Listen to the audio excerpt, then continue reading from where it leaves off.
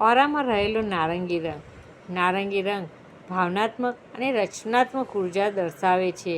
નારંગી રંગ હંમેશા લાલ અને પીળા રંગનું મિશ્રણ છે.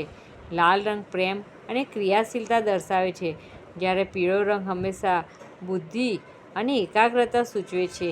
આમ તેજસ્વી નારંગી રંગ આપણા શરીરમાં રહેલી રચનાત્મકતા પ્રદર્શિત કરે છે અને આત્મવિશ્વાસસભર મજબૂત વ્યક્તિનું પ્રતિબિંબ બતાવે છે. અન્ય લોકો તમારી તરફ આકર્ષાયેલા રહે છે.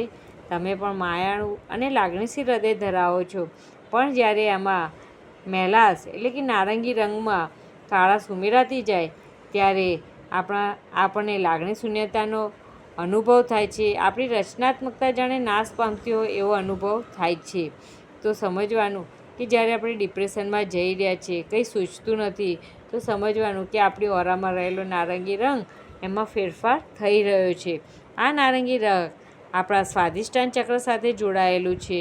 જેમ કે લાલ રંગ મૂલાધાર ચક્ર સાથે જોડાયેલો હતો, તે જ રીતે સ્વાધિષ્ઠાન ચક્ર સાથે નારંગી રંગ જોડાયેલો છે.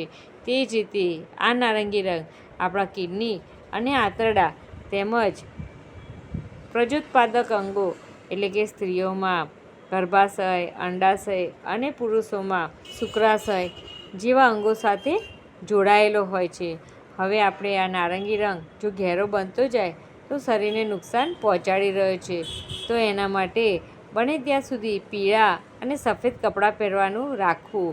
તે જ રીતે કેળાં, દૂધ, પનીર, સંતરા તેવું જમવામાં વધારે લેવાનો પ્રયત્ન કરવાનો અને બને ત્યાં સુધી એક્ટિવ રહેવાનો પ્રયત્ન કરવાનો કે જેથી તમે ઓરાનો નારંગી રંગ જનરેટ કરી શકો છો.